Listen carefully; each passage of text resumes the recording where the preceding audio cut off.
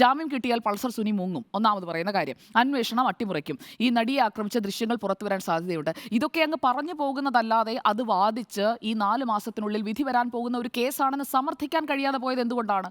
ആ ഒറ്റ ചോദ്യത്തിലുണ്ട് ഉത്തരം. പൾസർ സുനി പുറത്തിറങ്ങണം എന്ന ആഗ്രഹം അത് ഈ പറയുന്ന 8ാം പ്രതിയുടേത് മാത്രമല്ല. ഈ കേസ് എങ്ങനെയെങ്കിലുമൊക്കെ ഒന്ന് അവസാനിപ്പിച്ചാൽ മതി എന്ന ആഗ്രഹം സംസ്ഥാന സർക്കാരിനുമുണ്ടോ എന്ന് സംശയിക്കേണ്ടിയിരിക്കുന്നു. അതിജീവിതയ്ക്കൊപ്പമാണെന്ന് പറയുമ്പോഴും ഈ രീതിയിലുള്ള വളരെ പ്ലെയിൻ ആയിട്ടുള്ള വാദങ്ങളാണ് വെക്കുന്നതെങ്കിൽ എവിടെയാണ് അവർക്ക് സുരക്ഷ ഉറപ്പാക്കുന്നത്? അല്ലെങ്കിൽ എവിടെയാണ് അവർക്കൊപ്പം പൂർണ്ണമായി നിൽക്കുന്നു എന്നുള്ളത് പറയാൻ കഴിയുക? കാരണം കോടതിക്കെന്ന് പറയേണ്ടി വന്നു കേസിലെ വിചാരണ ഇപ്പോഴൊന്നും തീരാനിടയില്ല. അങ്ങനെ കോടതി പറയുന്നതിലേക്ക് എത്താതിരിക്കണമായിരുന്നു. അങ്ങനെ ആയിരുന്നെങ്കിൽ കേസിലെ വിചാരണ ഇന്ന കാര്യങ്ങൾ വരെ എത്തിക്കഴിഞ്ഞു, 260-ലധികം സാക്ഷികളുള്ള കേസാണിത്. അതിലിപ്പോൾ ചെയ്തിരിക്കുന്നത് എന്താണ്? നിലവിൽ പ്രോസിക്യൂഷൻ സാക്ഷികളുടെയൊക്കെ വിസ്താരം പൂർത്തിയായതാണ്.